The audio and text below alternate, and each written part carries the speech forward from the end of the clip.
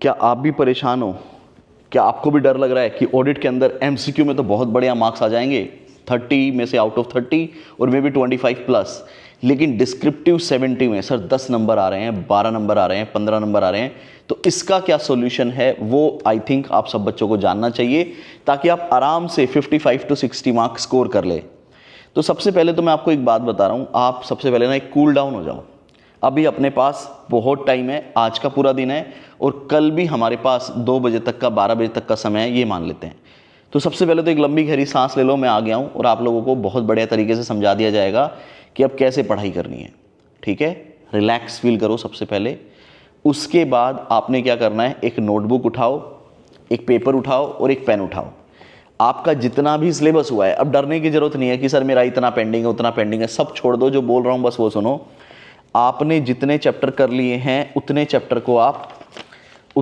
को आप अपनी नोटबुक में लिख लो। जैसे ये हमारा मॉड्यूल 1 है, ठीक है। तो आपने क्या करना है, फॉर एग्जांपल आपका चैप्टर 1 हो गया, 2 हो गया, 3 हो गया, 4 हो गया। एग्जांपल ले रहा हूँ मैं, मान लीजिए 5 हो गया है, 6 पेंडिंग है, 7 पेंडिंग है, 8 पेंडिंग है, 9 पेंडिंग है और हो सकता है आपका मॉड्यूल 2 भी पेंडिंग हो। Can you focus here? हो सकता है आपका मॉड्यूल 2 भी पेंडिंग हो। तो ऐसे केस में अब आपको तैयारी कैसे करनी है वो मैं आपको बता रहा हूँ, कैसे आप डिस्क्रिप्टिव में ज़्यादा नंबर ला सकते हो। सबसे पहला काम तो आपका ये रहेगा कि आप एक बार फटाफट से पूरी बुक को रीड कर लो, चाहे अब आपको याद हो रहा है या नहीं हो रहा है। मतलब आपने मान लो आपके 3 चैप्टर पेंडिंग है, तो वो 3 चैप्टर फटाफट से एक बार गो थ्रू कर लो किताब से। वो इसलिए क्योंकि अगर एमसीक्यू आया उन चैप्टर से तो आप अटेम्प्ट कर पाएंगे, अगर आपने रीड भी नहीं किया तो आप अटेम्प्ट नहीं कर पाएंगे। तो अगले 3, 4, 5 घंटे बस, मैक्सिमम 5-6 घंटे में आपका जो बैलेंस पोर्शन है उसे आप रीड करके ख़त्म करो। 3 चैप्टर के लिए मैं एक बात बोल रहा हूँ, जो सबसे लेंदी चैप्टर है इंटर के, audit of item of financial statement, different type of entity, bank audit. अगर आपने ये तीनों चैप्टर नहीं किए अभी तक, तो audit of item of financial statement की मेरी 2 घंटे की वीडियो है, वो आपने 100% देखनी ही देखनी है। कल परसों मैंने लाइव लिया था, मैराथन डे 2 है वो। उसके बाद 1 घंटा आपने सेल्फ लगाना है, मैंने उसी वीडियो में समझाया क्या कवर करना है। डिफरेंट टाइप ऑफ एंटिटी का मेरा 2.5 घंटे का वीडियो है, जिसमें सारे नए कंसेप्ट, सारे important concept, audit of hotel जो है, इन्वेंट्री, वो सब कवर है। 2 पार्ट में ये वीडियो, वो देखनी है आपने, देखनी है। उसके अलावा अगर आपका बैंक ऑडिट वीक है तो 2 घंटे, 1.5 घंटे, 1 घंटे 40 मिनट की बैंक ऑडिट की वीडियो है। ये तीनों वीडियो आपने देखनी ही देखनी है। सर मेरा 3 में से कोई एक चैप्टर वीक है, एक वीडियो देखो। जनरली मैंने देखा है बच्चों के तीनों वीक होते हैं। तो सुनो, मैं आपको प्लान बता रहा हूँ। अगर आपका इन 3 के अलावा कुछ भी कंटेंट रीड करना पेंडिंग रह गया, इन 3 चैप्टर के अलावा, तो पहले अगले 4-5 घंटे उसको रीड करके ख़त्म करो। Phase number 1, step number 1। Step number 2, आपके तीनों चैप्टर पेंडिंग है, पहले audit of item of financial statement करो। उसमें 1 घंटे का होमवर्क दिया है, वो होमवर्क निपटाओ। फिर दूसरी वीडियो देखो, उसका थोड़ा बहुत अगर आपको क्वेश्चन बैंक की वीडियो देखनी है वो देखो।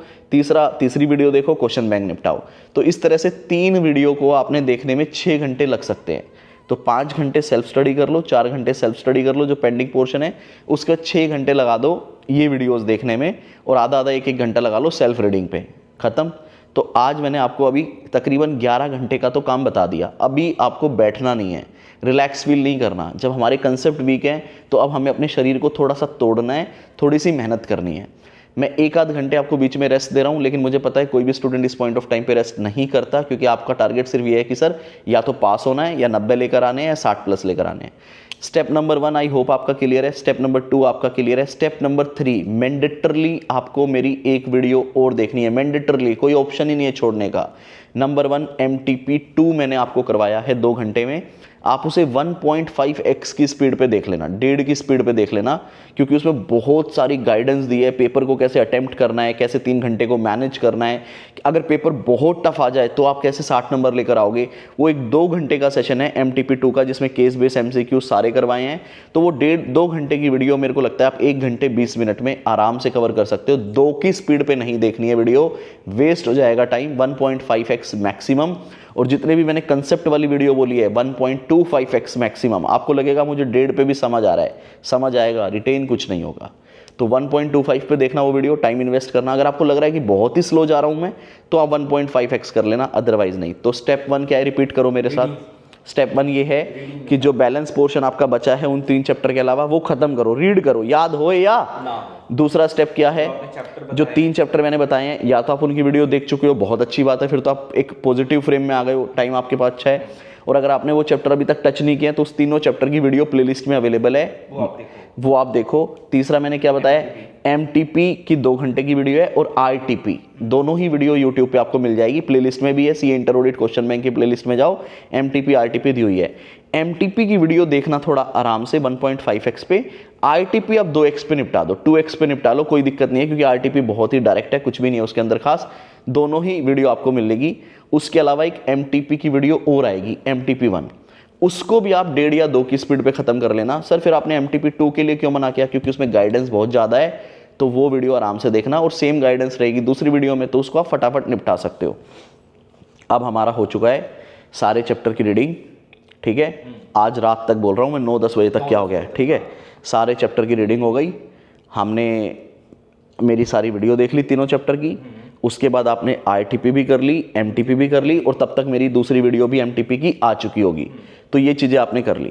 कोई डाउट यहाँ तक? एक छोटा सा सवाल है, बताओ। मतलब मान लीजिए कोई ऐसा चैप्टर है जो बिल्कुल अनछुआ है, मतलब हो सकता है मैंने उसकी क्लासेस ली, कौन सा चैप्टर है वो डिपेंड करता है, कौन सा चैप्टर ऐसा है जो आपका अनछुआ चैप्टर है, जिसको आज तक आपने टच नहीं किया। अगर वो चैप्टर है, देखो कौन सा मैं बता रहा हूँ, automated environment, sampling, analytical procedure, अगर इनमें से कोई चैप्टर है, छोड़ दो, छोड़ दो, बेझिझक छोड़ दो, मत पढ़ो, क्योंकि आप 3-4 नंबर का रिस्क लेके जा रहे हो।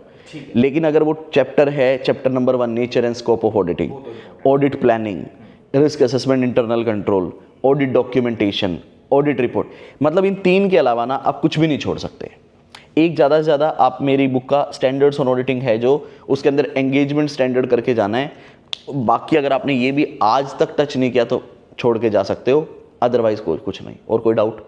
तो इन 4 चैप्टर में से, इसमें से तो मैं बता ही रहा हूँ इंपॉर्टेंट क्या है, इसमें एक एंगेजमेंट स्टैंडर्ड का कंसेप्ट है, वो आपने करके जाना है, बाकी आप छोड़ सकते हो अगर आपके बस की बात नहीं है तो। अगर आपको लग रहा है भाई मैं थोड़ा स्ट्रेस फ्री होके मेरे को 55-60 नंबर लेने हैं, उन केस में आप ये 4 चैप्टर छोड़ सकते हो, अदरवाइज नहीं। तो 8-10 नंबर का रिस्क हम यहाँ पे लेके जाएंगे। तो एक बार रिपीट करो भैया, मैं बार बार, देखो एक ही बात बार बार बोल रहा हूँ, बताओ। तुम अभी टेंशन में हो, मेरे को डिस्क्रिप्टिव याद नहीं आ रहा, मैं उसका सोल्यूशन बताऊंगा, लेकिन अभी हमें कवर क्या करना है, पहले सबसे पहले बैलेंस पोर्शन को रीड करो। अगर आपने bank audit, item of financial statement, different type of entity आज तक भी नहीं किया है, तो भी मैं कह रहा हूँ वीडियो देखो, क्योंकि कर लोगे, ठीक है, वीडियो से हो जाएगा। तो आज आपने सबसे पहले बैलेंस पोर्शन की रीडिंग करनी है। जो चैप्टर नहीं छुआ, अगर वो इन 4 में से आता है तो छोड़ दो, अदरवाइज नहीं।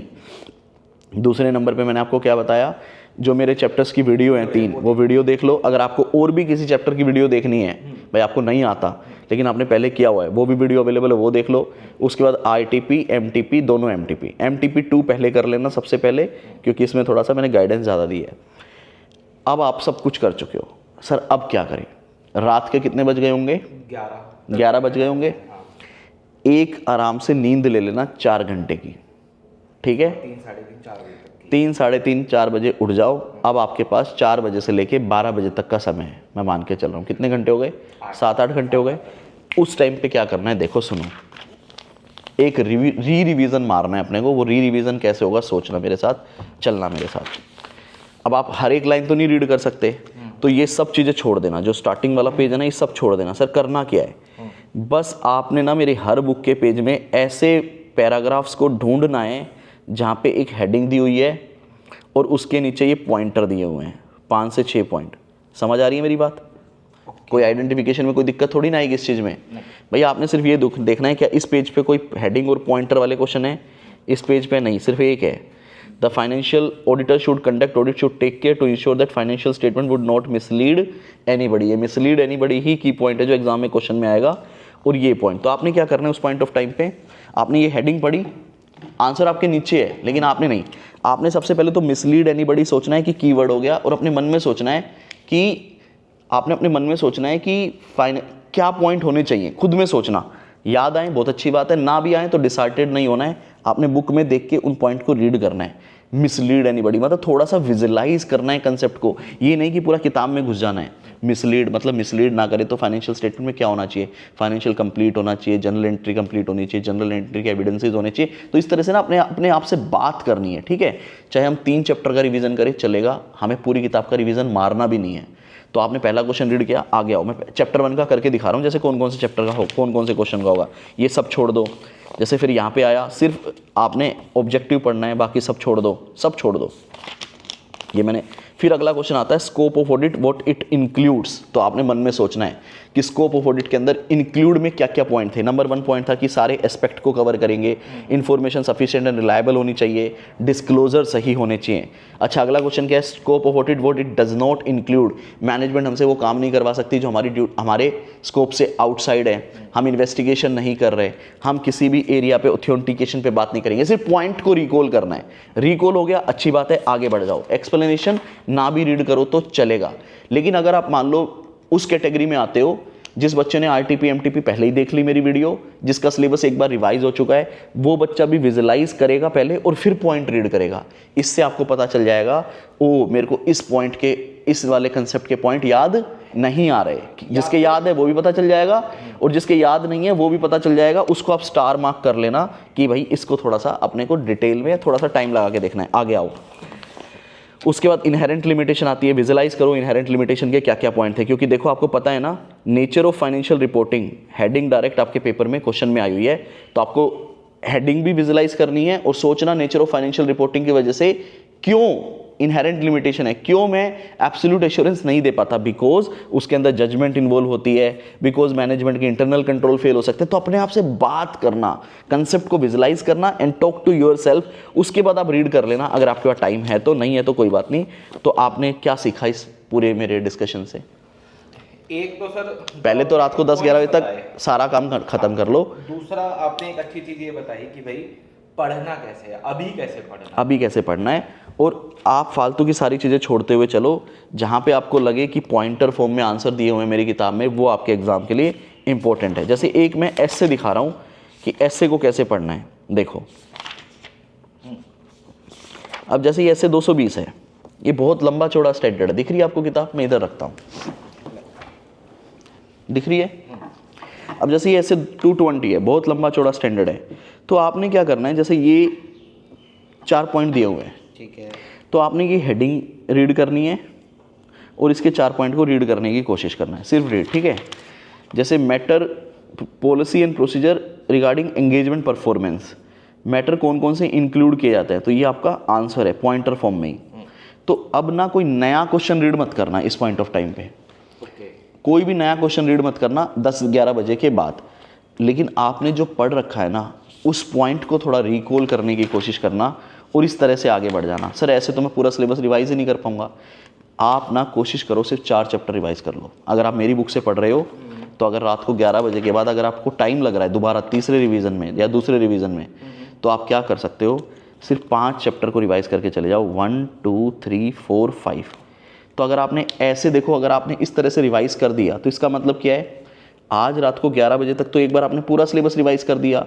और डिटेल रिवीजन, ये सेकंड कौन सा रिवीजन हो गया रात को 11 बजे के बाद, 3 बजे, सुबह 3 बजे जो स्टार्ट होगा, 3-4 बजे ये डिटेल रिवीजन स्टार्ट हो गया।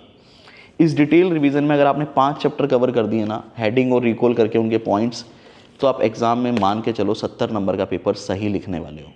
और बाकी भी छोड़ेंगे थोड़ी ना, उसको भी फोड़ेंगे। ऐसा तो है नहीं आपकी जजमेंट गायब हो जाएगी, पेपर में सब याद आएगा, मेरा प्रॉमिस है। जो आपको ये डर लग रहा है ना कि यार मेरे को पॉइंट याद नहीं आ रहे, पॉइंट याद नहीं आ रहे, तो देखो 5 चैप्टर अच्छे कर लो, 1 से 5, बाकी हम अपनी जजमेंट, अपनी नॉलेज, अपने एक्सपीरियंस के बेस पे लिखेंगे। और मैं आपको वादा कर रहा हूँ आप MCQ में आराम से अगर आपने मुझसे क्लासेस लिए तो, ठीक है, अगर आप मुझे फॉलो करते हो तो मैं ये बात साथ में बोल रहा हूँ, आप MCQ में आराम से 24 से 30, अगर मैं बड़ा रीजनेबल होकर बात करूँ तो आप आराम से 24 to 30 के बीच में नंबर स्कोर कर लोगे। और अगर आपने ये 5 चैप्टर अच्छे से कर लिए, इसके बाद ऑडिट रिपोर्ट अगर कर लेना समय, मतलब जितना सिलेबस आप कवर कर सको ना डिटेल में, सुबह 4 बजे उठ के उतना करना, रिकॉल कर करके आप आराम से जो बैलेंस 70 नंबर का पेपर है, मैं लोअर साइड बोल रहा हूँ, 30-40 नंबर आराम से ले आओगे। तो 30 नंबर भी अगर आप इधर ले आए, 25 नंबर MCQ में ले आए, भाई पास होने के लिए 55 नंबर आपको मिल जाएंगे। तो अब ना ये डर छोड़ दो, एक तो कॉन्फिडेंस फील करो, कॉन्फिडेंट फील करो, और अब जो पेंडिंग है वो लिखो, जो कर लिया है वो भी लिखो। उन 3 चैप्टर को छोड़कर बाकी की रीडिंग खत्म करो, फिर मेरी वीडियोस देख लो, अगर आपको देखनी पड़ेगी वीडियो अगर आज तक नहीं किया तो, और बाकी फिर मुझे फॉलो करते हुए आगे बढ़ो। और रात को सुबह 4 बजे उठ के हम कोई नई चीज़ नहीं पढ़ेंगे, जो कर रखा है उस पॉइंट को देखेंगे और विजुलाइज करेंगे। तो देखा जाए तो एक और नया रिवीजन होगा सुबह 4 बजे। आज निपटाना है जो निपटाना है, कल के दिन पे कोई नई चीज़ नहीं रखेंगे हम सुबह 4 बजे उठ के। क्लियर है? वीडियो के कमेंट सेक्शन में बताना ये वीडियो कैसी लगी। और मैंने देखा है अगर 100 स्टूडेंट मेरी वीडियो देख रहे हैं तो 25% लोगों ने हमें सब्सक्राइब नहीं किया हुआ है। अगर आपको लगता है कि मैं एग्ज़ाम डेज में, जब पता है हर टीचर इस पॉइंट ऑफ टाइम पे रिलैक्स फील करता है और मैं आपके लिए दिन रात लगा हुआ हूँ, तो अगर आपको लगता है कि आपका टीचर आपके साथ खड़ा हुआ है टिल योर एग्ज़ाम, तो प्लीज़ सब्सक्राइब जरूर कीजिएगा। ये उन 25% बच्चों से रिक्वेस्ट है जिन्होंने सब्सक्राइब नहीं किया है। वीडियो लाइक आप करते ही हो, कमेंट में आप बताना कि वीडियो आपको कैसी लगी। Bye bye, take care, best of luck.